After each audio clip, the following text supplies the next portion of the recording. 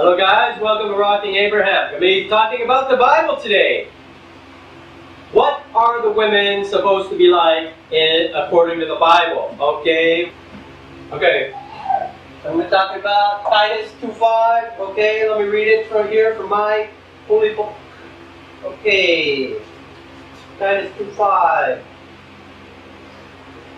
Love their husbands, to love their children, to be discreet, chaste, homemakers, good, obedient to their own husbands, that the word of God may not be blasphemed. So, self-control. Okay, they need to be self-controlled. That means like no narcissism. Okay? Self-control. You know, you have to use your reason. You can't use your feelings and emotions on every argument that you're having. Okay? It's self-control. Okay? You have to have self-control. You can't be like a child. You ask your husband for a new shirt. He can't afford a new shirt. Okay, tough. Okay, use your logic. Use your reason. Okay, what's needed is needed. But what is not needed, you don't act like a spoiled brat. Okay? So, no narcissism. Okay. Pure. Number 2. Pure. Chaste. No cheating. Okay? You're loyal to your husband. You're not cheating on him. Okay? Titus 2:5. Okay? You have to be obedient. Okay? Subject to your husband. Obedient. Your husband is in charge of the household. Says this in the Bible. Okay? Subject to husband. Okay?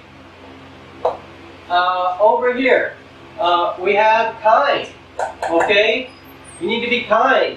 Okay? Your husband asks you for some food. Hey, it's not my turn to cook.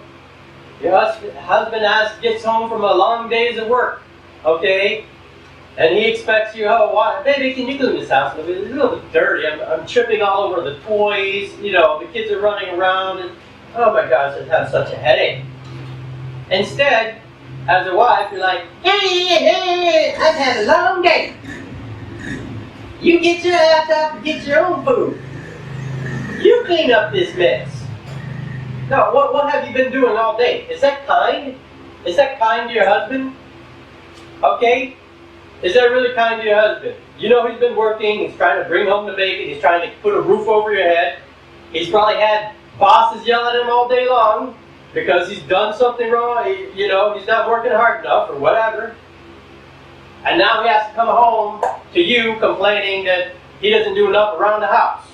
Well, he just spent his whole day trying to keep the house from the banks, okay? The banks want your house, and he's spent all day trying to do the work in order to make money in order to pay on the house. So there'd be no house if he doesn't do his work, okay? So when he comes home, you need to be kind to him, okay? You shouldn't be on social media all day.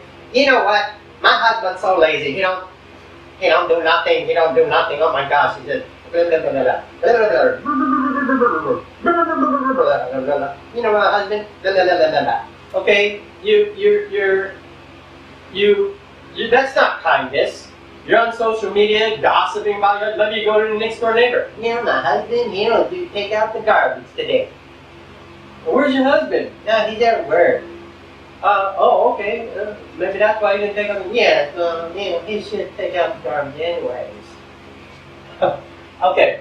You need to be kind, especially to your husband. I mean, he toils all day. You know what that means? Toil, work. It's like sweat, hard work.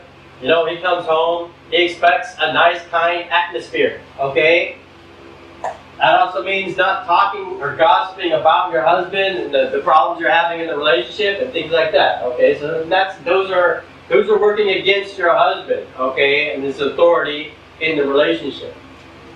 1 Timothy 5:10. Okay, this talks about a widow. Okay, and this chapter they're talking about the widows. Should you remarry? Should a widow be remarried? Okay, well, in the Bible it says only. Okay, so this could account for anybody who is a widow or divorced or had something that you could think of as a husband, and now they're no longer together. Okay? So basically a widow is like your wayward wife, jumping from guy to guy or whatever like that. So in this example, we're going to say 1 Timothy 5:10, they must have had reported good works. When have you heard that about a woman lately? Modern day American woman having good works for her previous husband. Raise your hand if you heard that. I've never heard of one yet. Okay, so now, one husband only. Okay, you're not the...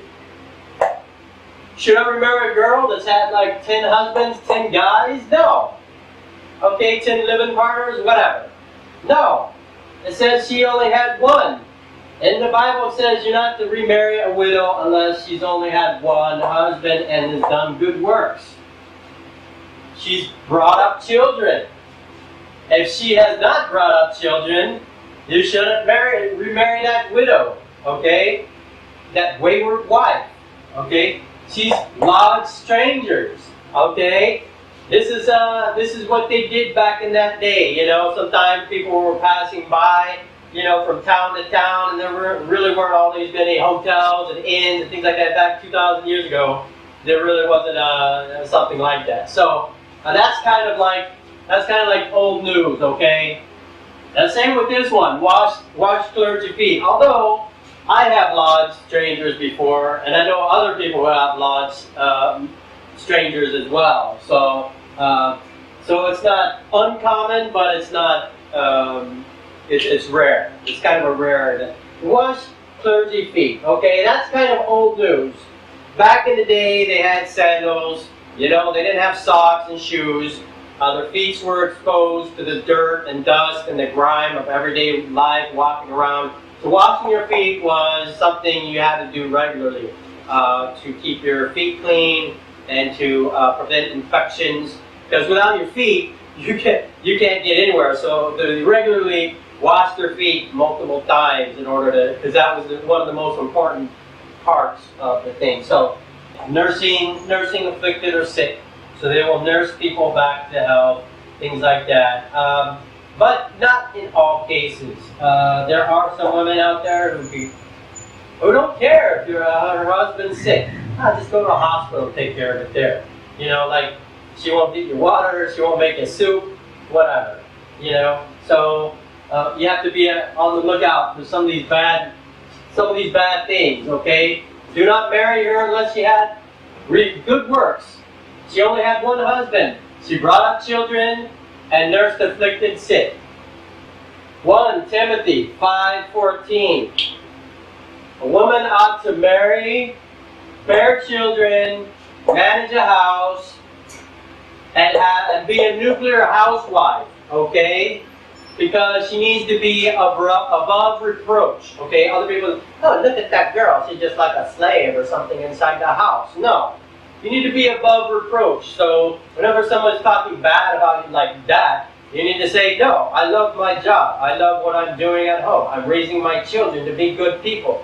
This is what I want to do in life. I'm not doing it because I'm a slave. Okay? But you don't hear that. You don't hear that from the women. You definitely don't hear the good women coming out and supporting the nuclear family, not like it used to be.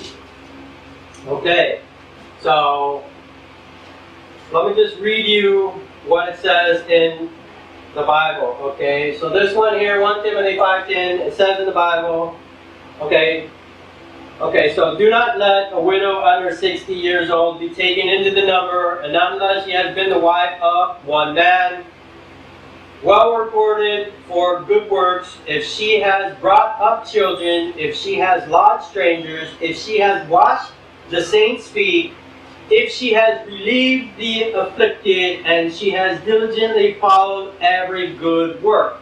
So she follows the Bible, okay? So let me just add here. Bible follower. Good works, okay?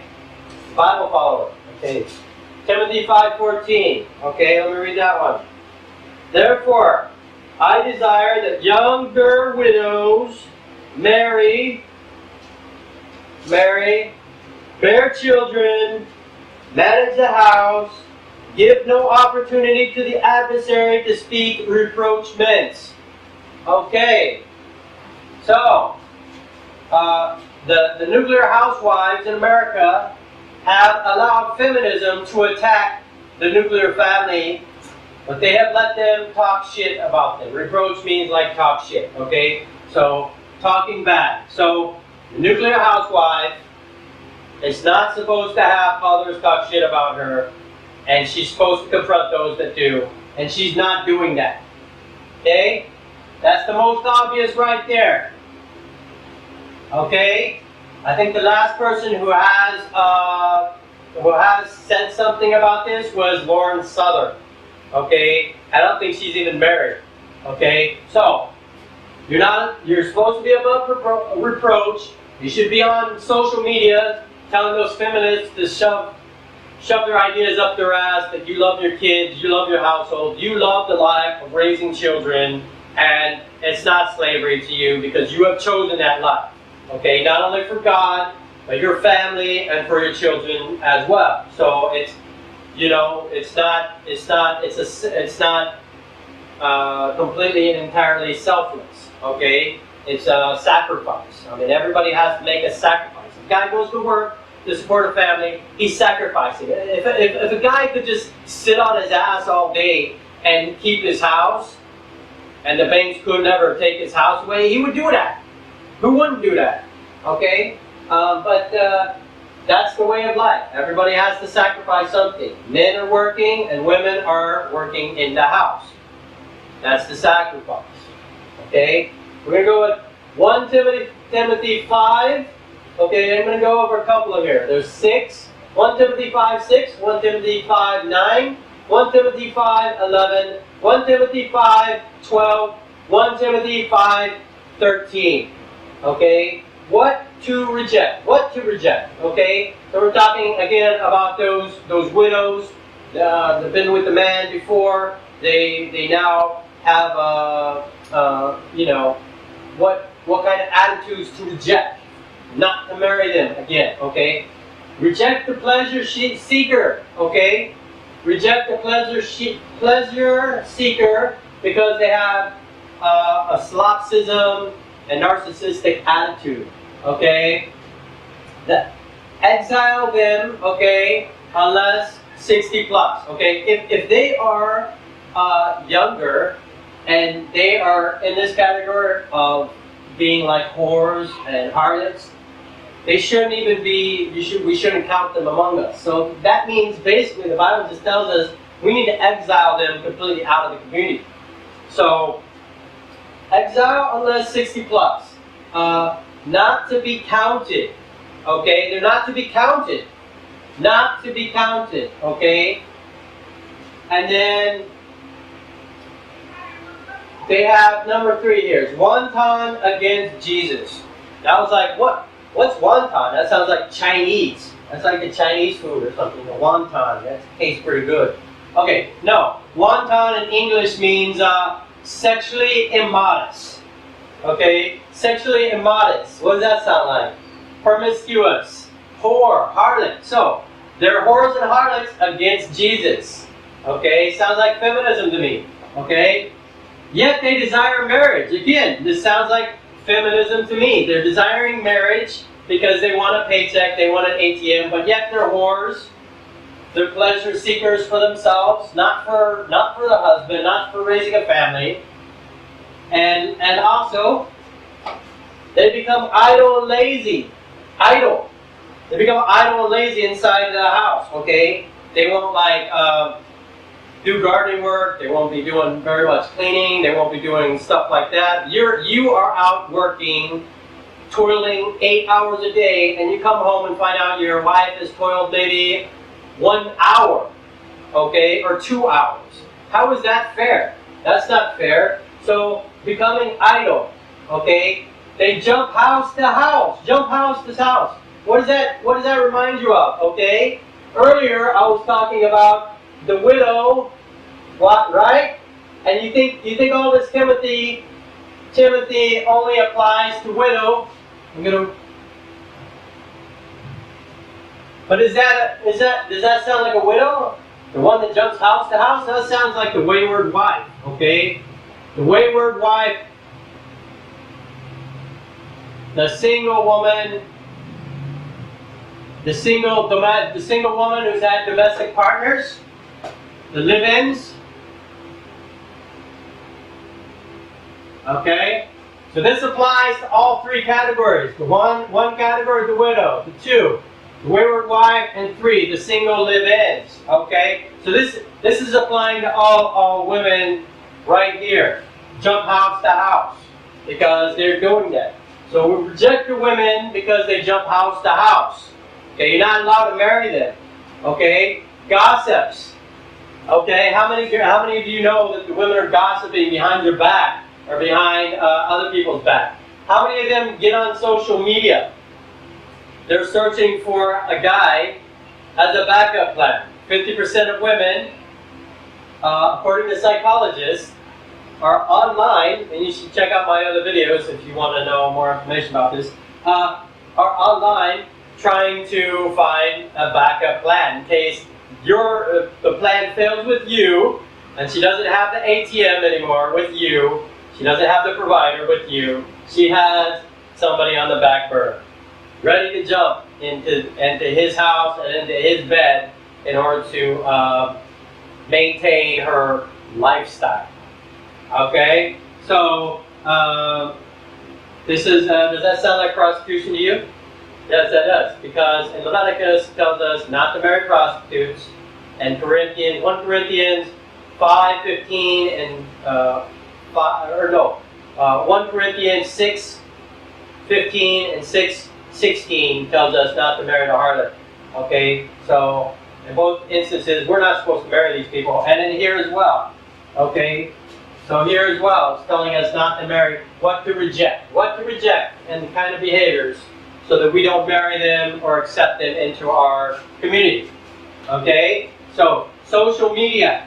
They're on social media, they're texting away, they're saying, they're texting away, like this, let me get my hands correct, there. Texting away, and then they're basically, talking behind their backs, telling how horrible life is against against maybe their father, against maybe their husband, against their boyfriend, their live-in partner. They're on these social media sites, and it's so easy for them to get on there and just get away with fucking becoming gossips. The gossips turn to social media. The social media leads them to fucking feminism. And then you have this fucking gender war where they hate against men is amplified because some other woman had some kind of bad experience with men too, and then they go into misandry mode. Okay, now they're totally prejudiced against men entirely because gossiping led them to social media. Social media led them to feminism, to hate against men, and prejudice against us in misandry. I'm going to Timothy 5:6. Okay? But she lives in pleasure is dead while she lives. Okay, so that is why we reject the pleasure seeker here. Okay, 1 Timothy 5:9. Do not let a widow under 60 years old be taken into the number, and not unless she has been the wife of one man. So, exile, unless she's 60 plus, she's an old lady, it's fine. But if she's under 60, she should not be counted. Do not take her into the number. Okay? That sounds like exile to me, because the number is a census. Okay? So she has to be exiled. Her citizenship revoked. Okay? Those are the words of God. Unless she only had one husband, in which case it's okay, because we're in this category here. But if she had multiple husbands, that widow, not good, not good. Okay, 1 Timothy 5:11. Okay, but refuse the younger widows, for when they have begun to grow wanton against Christ, they desire to marry wanton against Jesus, sexually immodest, promiscuous. So they're starting to become the harlot and the whores, okay? And it's against Jesus. Here we have a clear word. Here we have clearly in the Bible, the women that are harlots and promiscuous is directly against God. Okay? But could it be more clear than that? A whore is Antichrist. A whore is Antichrist. They cannot coexist. So if you have a whore in your church and she drops her fucking pants down, starts sucking your dick because she wants you to be her new fucking ATM, she's the Antichrist, man. She's the fucking Antichrist because she's wanton against Jesus. Okay? She's sexually immodest. She's promiscuous. And maybe in the liberal version of Christianity, it's okay, just love thy neighbor. Love, peace, love, and happiness, right? The love revolution, right? Okay, the hippies, okay? Yeah, hippies have invaded Christianity. And now it's okay to be sexually promiscuous and then just ask for forgiveness later. No. Those that are sexually wanton are against Jesus. It says it's written in the book, the Holy Word of God. Okay? Never trust a whore, never trust a harlot. Okay? Never marry them. Never marry them. That's why I always say, never marry unless she's a virgin. Okay? And where are you going to find that at, huh? Okay, so, and also, you should know, you should be like, oh, well, this guy is such a bigot. No. Read the parable of 10 virgins in Matthew chapter 25. He's talking about virgins. 10 virgins go meet the bridegroom, and they're going to marry him. Okay? But they were all virgins. Okay, so it's clear that in God's kingdom, virgins only existed. So if you want God's will on earth as it is in heaven, then there must be only virgins and widows who only had one husband and did good works. Okay? So, that is God's perfect plan for humanity. And we ought to stick to His plan. That women ought to be modest according to the words of God. Because being against God is being promiscuous. Sexually immodest or promiscuous, that is against God. Direct words from God. So you can tell that to any whore or any bitch you ever meet, you're wanton against Jesus. And they'll be like, what does that mean? I don't know what that means. Yeah, that means you're fucking against Jesus because you're wanton. And go fucking look that up. I had to look that up on dictionary. What the fucking wonton? It sounds like something from Chinese word. Okay? Okay. Yet desire marriage. Okay, that's the greed. Okay, where did I leave off? On 11? Okay, 1 Timothy 5:12, right? Having condemnation because they have cast off their first faith. Okay, so when the woman here is wanton against Jesus, she becomes against God, and she's like, okay, it's okay to be, she's serving two masters, basically. Being a whore is serving Satan, and then going to church and trying to get a Christian guy is kind of serving God. But then she tries to combine and merge the two. So now she's doing the acts of Satan in the church of God, and this is forbidden. Okay? So, having condemnation, they have cast off their first faith, which is to be chaste and true to God, and chaste and true until their first husband, and chaste and true even after their first husband died until they can have a new husband. Okay, so, next.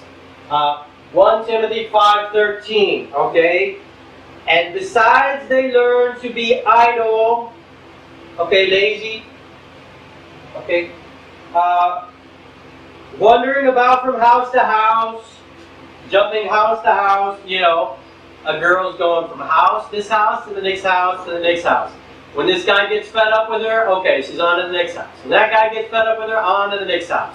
On to the next house. Okay, so jumping house to house, okay, because this is okay, and not only idle but also gossips and busybodies, okay, saying things which they ought not. Okay, that goes to the whole social media, or maybe just the neighbor. Okay, maybe they're just talking crap, the neighbor, friends and family. You know what I'm saying? They're not supposed to be doing this. Okay?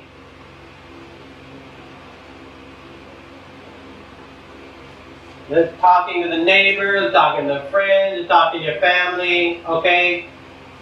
Idle gossip and busybody. You're not supposed to be doing this kind of stuff. Talking bad about you, talking bad about your relationship, talking bad about your kids, talking bad about, you know, this is idle gossip and busybody, you know. If you give a negative impression to other people about your household, then they're going to think you're like some kind of fucking slave or something like that. So you're not, you need to be above reproach. Okay, that's what the woman ought to do. Even no matter how difficult it is in the house, sometimes it's the same for the man. Sometimes it's really difficult when he's going to work and bringing home the bacon, and you know, he's like, I can finally get home. But if you're down here, you're gossiping and idling, gossiping and being a busybody against his own house, does he want to stay married with you? No, he doesn't. He doesn't like to stay married with you because he's going to go home and he's going to be persecuted there. He's persecuted at work for not working hard enough or fast enough or whatever. And now he has to go home and be persecuted by his neighbors, friends, and family for maybe he didn't take out the garbage that morning or whatever.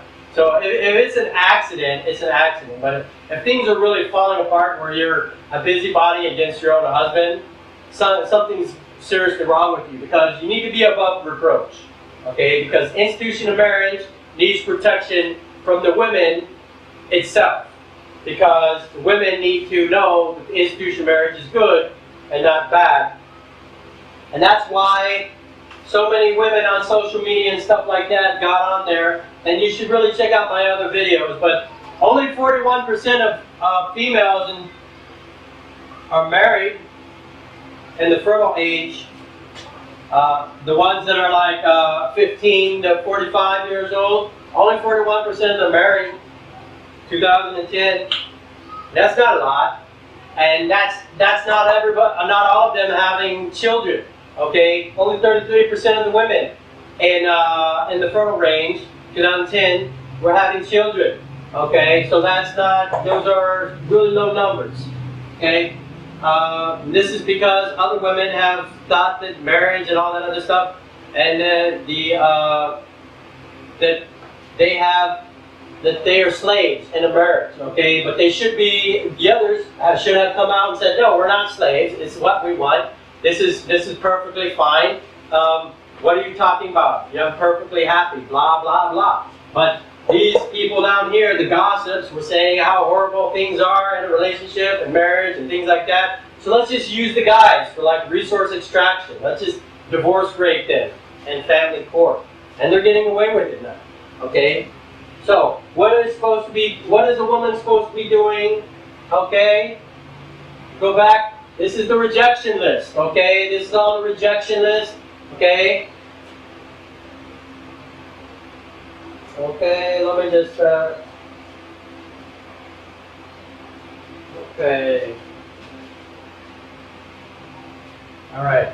This one here was the rejection list, okay? Okay, this is what to accept from the woman. What to accept, and this is one here is what the wife is supposed to be like. Okay, this is the perfect wife. Okay, let's just call it the perfect wife. Okay.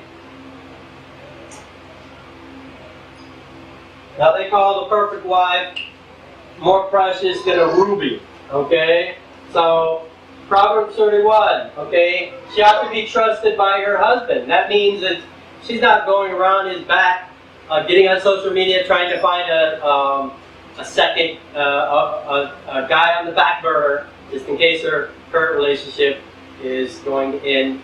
She shouldn't be dating guys behind her husband's back, talking to other guys behind her back, entertaining guys, having suitors, okay? She ought to be trusted, okay, and loyal, just like her husband ought to be doing the same to her, okay? Gain. In her family, there's gain, okay? The household, okay, you're paying, if you and your wife are together and you're paying on the household, over time, that more, eventually you own the house, so that's gain. Maybe you're paying on the car 3 or 4 or 5 years, you own that car, so that's gain. You've gained something, you know. You have children, that's a gain in your family, okay. The house is clean all the time, that's a gain, not a loss, okay. Good, not evil to her husband, okay. Let me go to Proverbs, let me read you this one because it's a very powerful one. Women, never heard a woman say this. Actually, I said this before to a feminist, and they're like, that's funny how you said that because that's funny. Like, she thought automatically that it had something to do with sexuality. Because in her mind, she's a pervert. Okay, so these feminists, these women, these harlots, they're perverts to begin with. Okay, when you're speaking to them, and you can see it come out of them, okay, in a coy, charming, kind of deceitful way. Okay, but they're really just perverts. Okay? Proverbs 31:12. She does him good, not evil, all the days of her life. She does him good, not evil, all the days of her life. That doesn't mean she's doing him good. Oh, you know, no. No, that's no. Okay, she does him good, not evil. Okay, what does evil mean in that mean? I mean, if you're a feminist and you just automatically, that I know what that means. That means to please my husband. What does evil mean in that sentence then? Does that mean like bring some guys in to rape your husband at the night or something? No. No, that verse, you have to read the whole verse. Okay, that does him good. Okay, not evil all the days of her life. Okay, so what is good for her husband? And maybe that includes being nice to him and kind to him. And if sex is part of stress relief, that could be, yes. Okay, but that means other things too, like all the good things that you ought to do: cooking, cleaning, washing feet, taking care of the children, raising children, doing good works in the house, doing good works for Jesus, doing all that stuff. Okay, that doesn't mean good in that sentence does not mean specifically sex. Okay, it means all the good, and evil is all the evil. Okay, so don't pervert it. Okay. Proverbs 31, okay, the whole chapter is going over this stuff, okay. They do hard labor. The woman does hard labor, okay. If the woman's sitting in the house and she has like a maid, and the maid's doing all the work, and the woman's just sitting around doing absolutely nothing, she doesn't get her hands dirty, she's not a good wife. That's the perfect wife is going to get their hands dirty. They're going to use their hands. They're going to clean. They're going to do dishes, they're going to do laundry, they're going to make the house better, they're going to babysit, they're going to teach the children, they're going to raise the children, and etc., okay? They're going to be grocery shopping, okay? Now, in this, it says that it's kind of hard to translate, but she is like the merchant ships. She brings her food from afar. So basically what they're saying is, back in the olden days, they had the car. They didn't have the cars. So, they had maybe a pony or a donkey or a horse. And it took them a long time to get to the market and to come back, So, or maybe they even had to walk, So, she's like a merchant ship. She leaves port. Port is the house. She goes off to the market, goes to another city basically, buys this stuff, brings it back, you know. And what does she do? How does she do that? She also, because she's also down here, she makes linen and sells linen and belts even. Okay? She's making gain in her family's house. Okay? What she's doing at home is not just being idle. She cooks. Okay? She's cooked. Before her husband even rises up in the morning, the woman rises up before the man and cooks. And by the time he rises up, she's already have the food cooked and ready and prepared. So that way he can get busy with his work. Okay? Now for the land purchase. Okay? For land purchases, okay, she's always on the lookout with her eye. Maybe there's some good land around that they can purchase. That's cheap, affordable. Maybe they can plant a garden, a vineyard, maybe perhaps. Okay, she can be a gardener. Okay, she can grow grapes or vineyard or vegetables or whatever, things like that. So this one is saying that in Proverbs 31 that she's a hands-on kind of person, and she's increasing the wealth of the family, you know. And then you have here, the lamp does not go out. Now the lamp is something I have to go into detail more because the lamp says does not go out. Okay, so what does a lamp mean? Okay, in parables, in parable of 10 virgins, Jesus was talking about a woman bringing the lamp with oil into the household, and this lamp is representative of her burning fire and desire to keep the relationship going. Okay? It's the heart of the entire relationship, the lamp. Without the fire, without the lamp, without the oil, without all these components, it cannot keep burning. Okay? The lamp will go out. And then a divorce will happen. So this represents the love in the relationship is kind of like a representation of the love, okay? But it's not the modern day love, okay? This is a lamp that has never been used before. It's only been given to one person, okay? In parable of 10 virgins, they gave their lamp. They didn't have enough oil for the lamp, so the guy rejected them because they didn't have enough oil for the lamp. But the ones that did have oil for the lamp to keep it burning forever, the lamp does not go out. Okay? So it's a metaphor. If you have already been to the market and you've bought your oil for your lamp, and when you meet your husband and you're still a virgin, then your lamp will never go out. Okay? So lamp does not ever go out. Okay? And it's a metaphor for being like love. Your love for your husband never goes out. Okay? That is, if you remain a virgin and you didn't give your oil away to other guys before your husband. You make linen, sell linen, and belts, etc. You make your linen and you sell linen and belts, etc. Okay? She's kind. Perfect wife is kind. We've already kind of been through kindness, okay? She's not mean, she's not cruel, she's not vindictive and resentful against you. She doesn't get on social media and backtalk you, you know. 12. She watches the ways of her household, and then, so watches the ways of her household. So she's on guard for anything that's going to be disrupting her perfect household. Okay?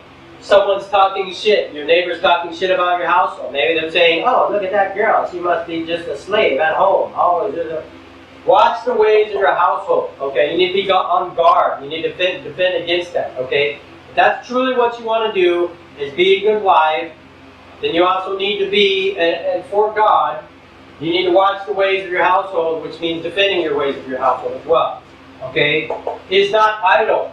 Okay? You're going to sit around all day doing nothing while your husband's out working 8 hours a day.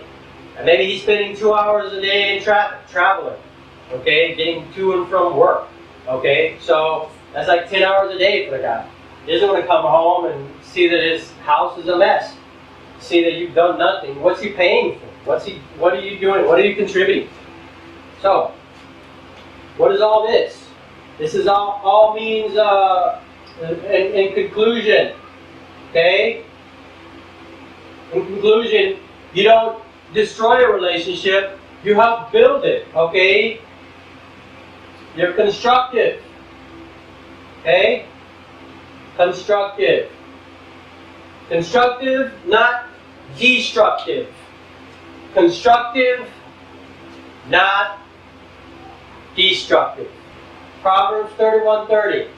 Charm is deceitful. Charm is deceitful. Okay, even 2,000 years ago they knew this. Women have the ways that they can charm men. Okay, and be seductive. Okay, so charm is deceitful. Okay, the nice talk, the little coy talk, this is all narcissistic. So this is narcissism here, in a way, narcissism. And then beauty is passing. So this is, in effect, in the MGTOW community, they say hitting the wall. Or the red pill community, they say that's the hitting the wall. Beauty is passing. Even they knew that in the Bible. Okay? 2,000 years ago. Even more than 2,000 years ago. Okay? Proverbs was written even before Jesus. So even they knew then a woman could hit the wall, okay, when they're too old and their beauty is passing, okay? Which means their worth has dropped down significantly, okay? But a woman who fears the Lord shall be praised. But a woman who fears the Lord shall be praised. Charm is deceitful and beauty is passing, but a woman who fears the Lord shall be praised. So, what did we just learn there?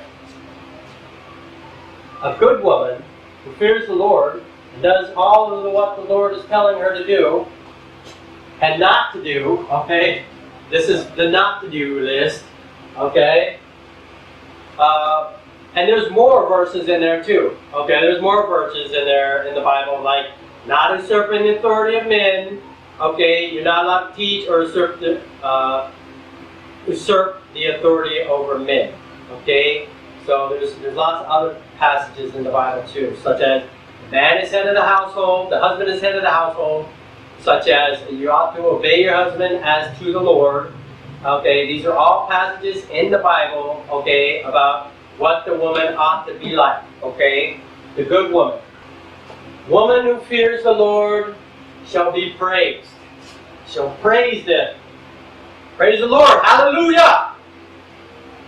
Okay, that's going to be it for this episode of Rocking Abraham. I hope you enjoyed it, and I'll see you next time.